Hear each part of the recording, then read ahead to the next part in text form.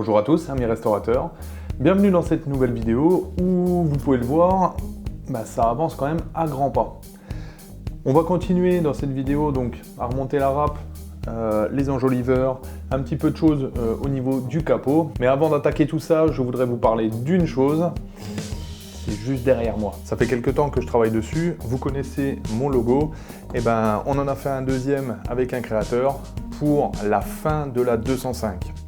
Et puis vous pouvez le voir, donc le logo je l'ai mis en sticker et donc il est dispo à la vente sur mon shop. Bien sûr dessus on retrouve la 205, on retrouve la clé de 13. C'était obligé pour moi, et le restaurer bien parce que vous êtes énormément à venir me le dire quand vous me rencontrez et même par message, donc ça c'est vraiment sympa. Je l'ai fait de petite taille pour que ça reste discret sur une voiture ou à autre endroit où vous voudrez le coller. Et bien sûr mon logo que vous connaissez qui est disponible aussi sur le shop.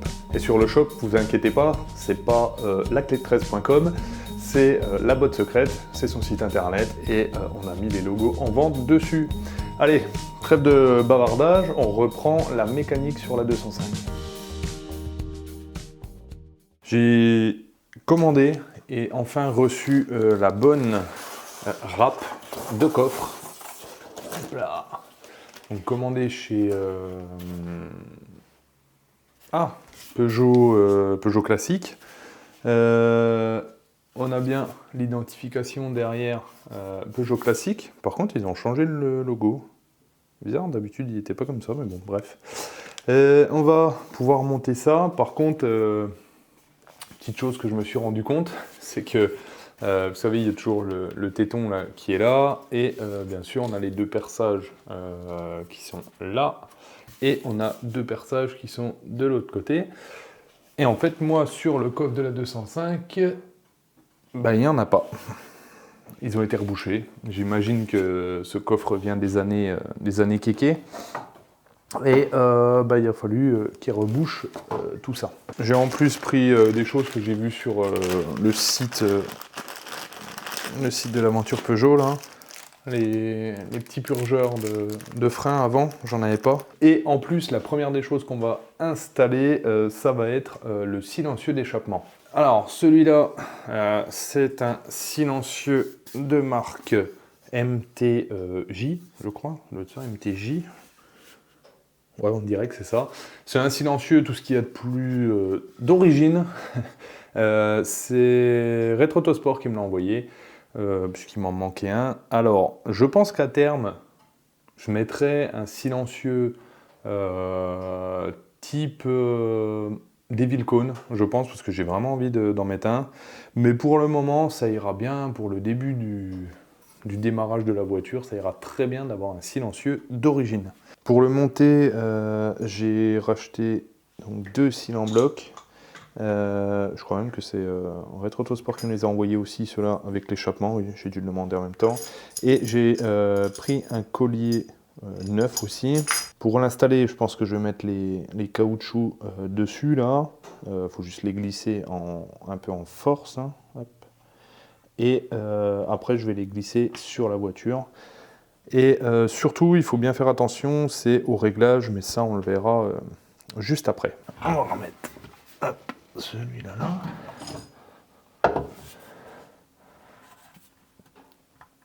Allez. Bon, j'aurais pu y mettre un petit coup de graisse quand même.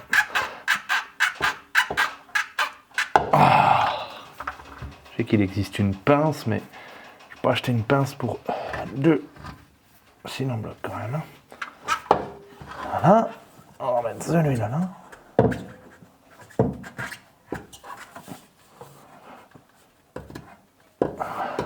Voilà.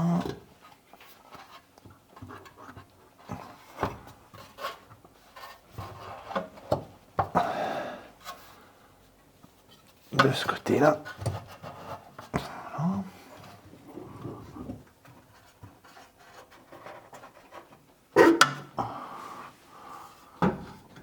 Et voilà.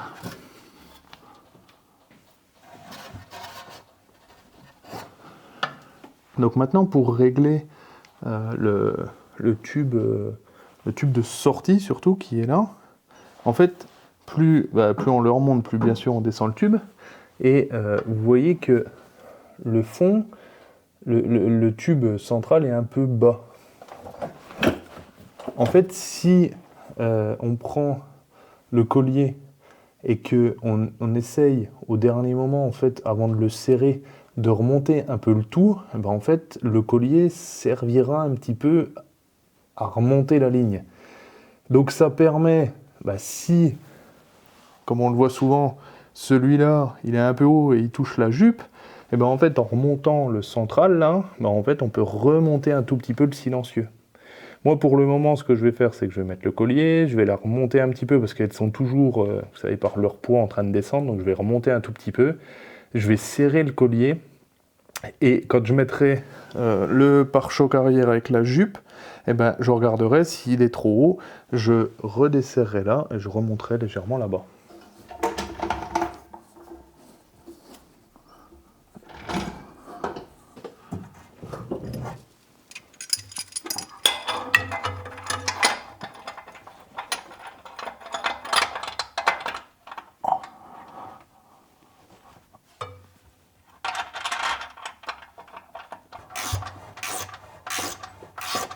Si toutefois ça fuit, je remettrai de la graisse. J'en avais clairement pas là, donc je vais pas pouvoir graisser. Voilà, si ça fuit ou si je vois qu'il y a un problème, je redémonterai, je remettrai.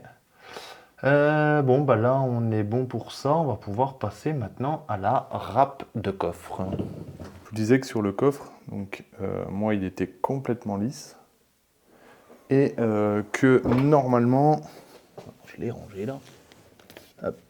Sur la râpe, vous voyez, il y a un petit téton là, et dans chaque trou, normalement, il y a un rivet. Les rivets, c'est pas du tout un problème, je vais gérer. Par contre, celui-là, vous voyez qu'il va légèrement à gauche de la serrure. Et en fait, quand on regarde dedans, donc on a la serrure qui est là, et si on regarde juste un petit peu à gauche, hop, j'ai ce petit point là. Ce petit point, je pense que c'est le mec qui a rebouché, qui a ressoudé, qui a mis un point de soudure là au milieu. Je me dis que si je perce vraiment en plein centre, normalement je devrais ressortir au niveau du petit téton là, qui me manque. Donc je vais prendre un forêt de cette taille là, et je vais déjà essayer de faire un premier passage avec.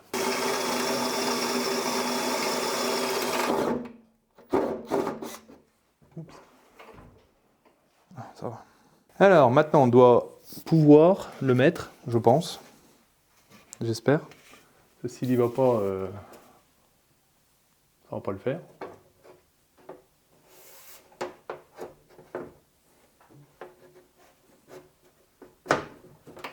Voilà, déjà, ça s'approche.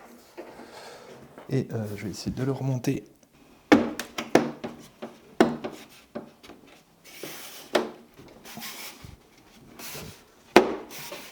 Ah, voilà. Parfait. Là, ça fait vraiment 205 GTI. Hein. Bon, je pense que j'ai eu un bon coup de chance. Le trou que j'ai percé tombait pile poil. Enfin, un coup de chance. C'est peut-être que aussi... Vous avez cru que j'allais dire professionnalisme? Pas du tout. C'est peut-être aussi que, comme je tapais dans la soudure, forcément, j'allais tomber au bon endroit. Il est bien plaqué en plus. Encore un peu mieux là. Il faut que je perce les 4 trous. Le souci, c'est je ne sais pas ce que je fais. Est-ce que je perce les 4 trous, je renlève la baguette pour enlever... Ah si, il va falloir.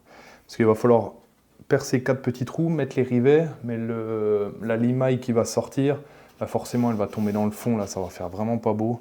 Et ça va rouiller et tout, j'ai pas envie. J'espère juste que je vais pas casser le petit picot qui est là. Je voulais fixer la râpe de coffre, faire les perçages des rivets et mettre les fixations.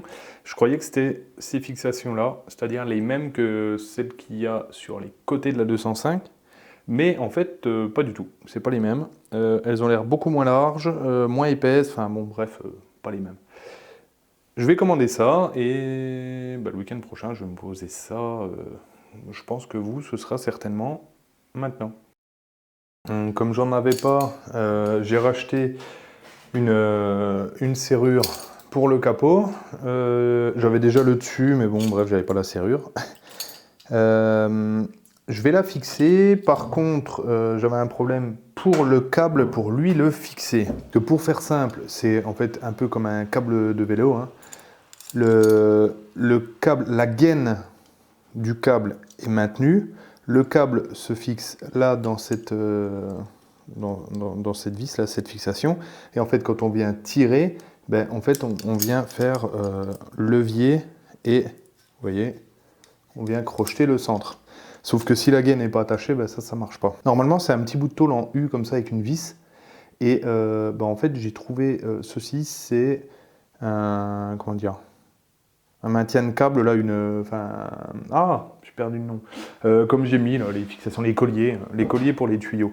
J'ai pris le plus petit, je l'ai écrasé à fond et bah, ça le maintient. Donc bah, c'est bon. Celle-là, elle se fixe sur la traverse là-bas. Donc je vais faire passer le câble dedans. La vis à travers qui va être fixée au-dessus du phare. Ensuite, je fais passer le câble le long et je viens fixer le câble, vous voyez, dans le tout petit trou qui est là. Et je viens après fixer la serrure dessus et bah, ce sera fini.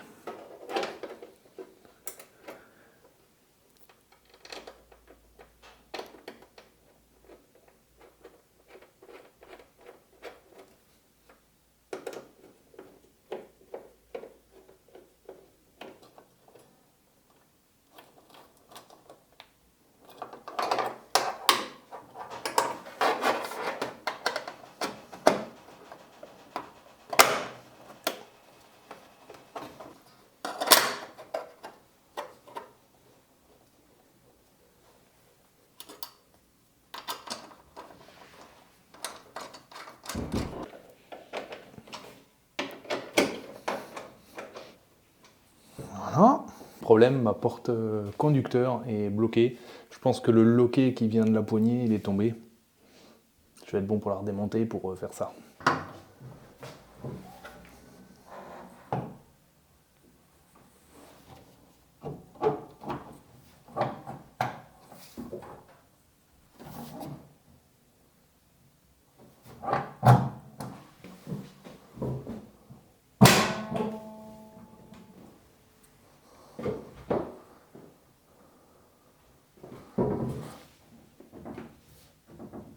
Pas sur le taquet là. Donc là, il faut que je le redescende un petit peu.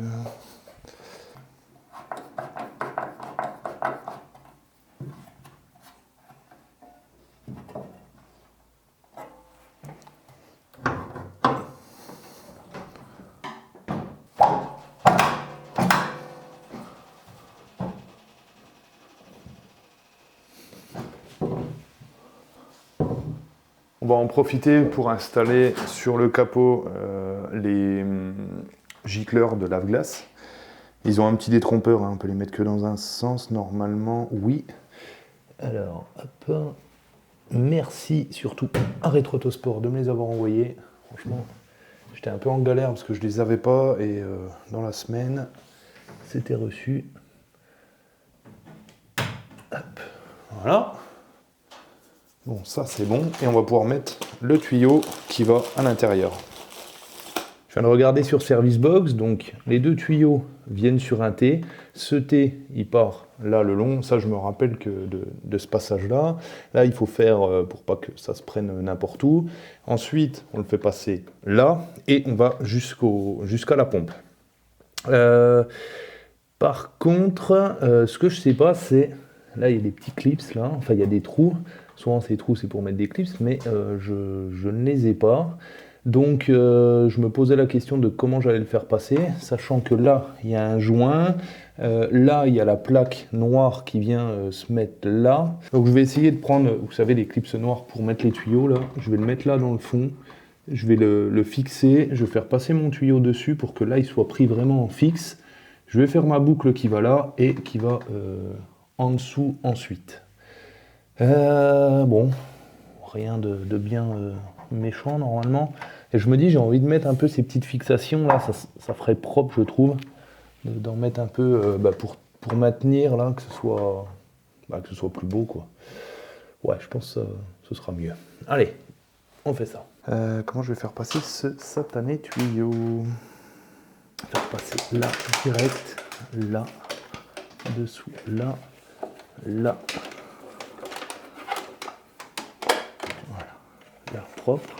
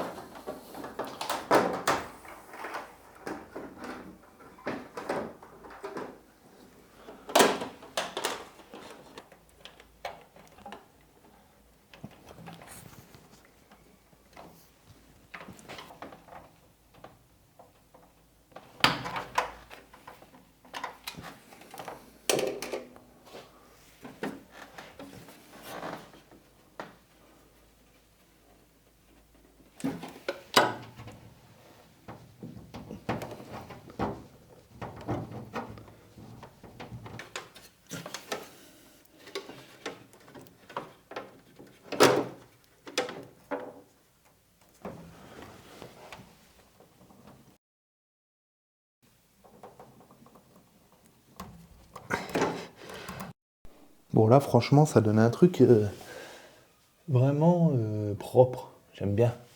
Il y a, je sais pas si les fixations par contre elles vont pas m'embêter. Comme elle pince un peu le tuyau, est-ce que je pense que la pression va aller jusqu'au bout, ça y aura pas de problème. Est-ce qu'il y aura du débit, je sais pas. On verra en temps voulu. Si c'est pas ça, j'essaierai peut-être de trouver d'autres trucs un peu plus sympas. Ou dans le pire des cas, je mettrai des petits ribs en blanc, ça se verra pas et puis voilà. Ouais, peut-être. J'ai reçu les rivets et les fixations pour le coffre. Alors, hop. Effectivement, je croyais, comme je vous disais, qu'elles étaient les mêmes que les autres, mais pas du tout.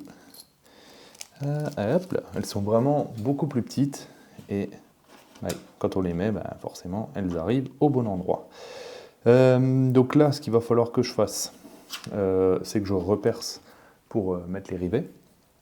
Ce que je vais faire, faut que je regarde parce que ouais, là c'est bon. Il faut que je sois, vous voyez, la fixation en fait, elle se met et elle se décale d'un côté. On aura le rivet qui va dépasser sur le centre. On vient mettre la fixation dedans et hop, on décale pour aller sur le petit trou en fait. Et là, ça vient tasser toute la fixation. Donc je regardais, il faut vraiment être bien centré verticalement parce que là, on n'a vraiment pas de jeu. Par contre, le trou qui soit plus à gauche ou plus à droite, c'est pas gênant. Donc voilà, faut être bien sûr, ouais, il est bien plaqué. Je vais percer les 4 trous qu'il y a, donc 2 de chaque côté. Ensuite, je vais enlever la plaque pour enlever les restes de ferraille qu'il y a en dessous. Et tout nettoyer, remettre des petits coups de peinture sur les trous et tout remonter. Le forêt, c'est du 2,5. Faut vraiment pas prendre plus parce que les forêts, apparemment c'est du 2,4 les rivets. Donc voilà. Je me sers de guide de la fixation là.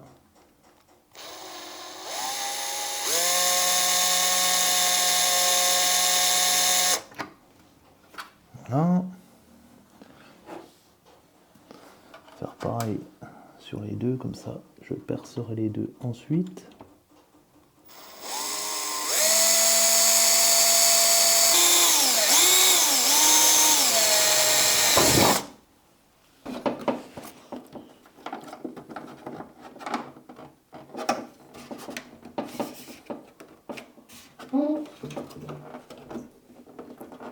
Allez.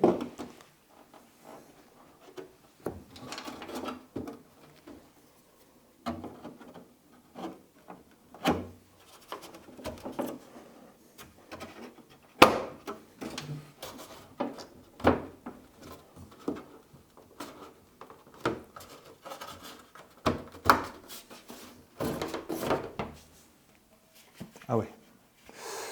Effectivement, ouais, il fallait bien la nettoyer parce que là, oh, là il y a de la ferraille là. Maintenant que les retouches sont refaites, on remet celle-ci.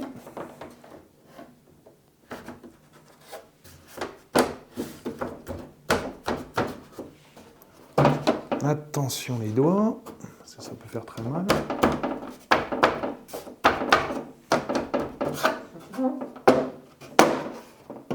Voilà. J'ai pas mis les rivets exprès, parce que ça doit être un peu plus dur encore à mettre s'il y a les rivets déjà. Donc là, en plus on a la place de les mettre, donc je mets des petits rivets. Donc j'ai percé à 2,5 et c'est vraiment la taille pile poil de lui là. Je suis même tapé à aller racheter un rivet, un forêt parce que j'avais pas. Hop, on y va tout doucement parce que c'est des petits rivets et je crois que c'est de l'aluminium. On met les 4. On vient mettre la fixation dans la grosse partie qui est à droite et on vient pousser de l'autre côté pour qu'elle vienne se mettre dans son arrêt. Alors, ce bruit, c'était mon plastique caripé. Voilà. Voilà, je peux vous dire que si ça bouge, c'est que vraiment il y a un grave problème. Hein. Au final, il y aurait peut-être eu un avantage de percer plus à droite là, parce que quand je veux mettre la fixation, ben, vous voyez, elle bute dans le plastique là. Alors que si elle avait été à droite, elle aurait déjà été sur l'autre bord du plastique et ça m'aurait peut-être moins embêté. Peut-être, mais bon, c'est l'affaire de quelques secondes. Je l'espère. Ouais. Hop, il est passé de l'autre côté. Et là, un petit coup de ça. Et voilà. Si c'est pas beau. On va maintenant pouvoir poser ce qui fait qu'une 205 est une Peugeot. C'est le grand moment en fait. Le sticker Peugeot. Tellement content de le mettre celui-là. Alors que je vous le mette quand même sur Insta. Hein. Pas vu.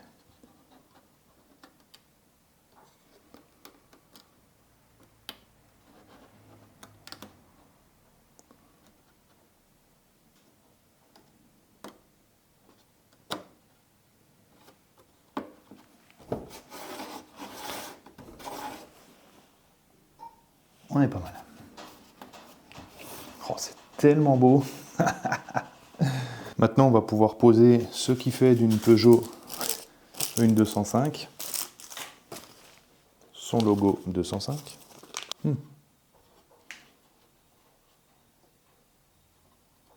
Si je fais juste ça, il est juste posé, hein, il n'est pas appuyé. Hein.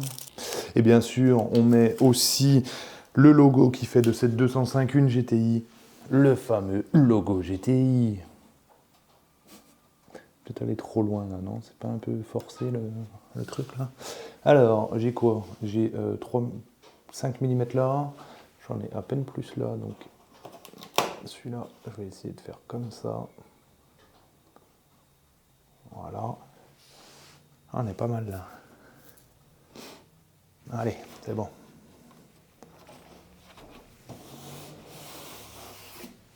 Bon, vous l'avez vu, ça avance gentiment. La râpe, c'est fait. Le capot, c'est fait. Je viens de recevoir un colis.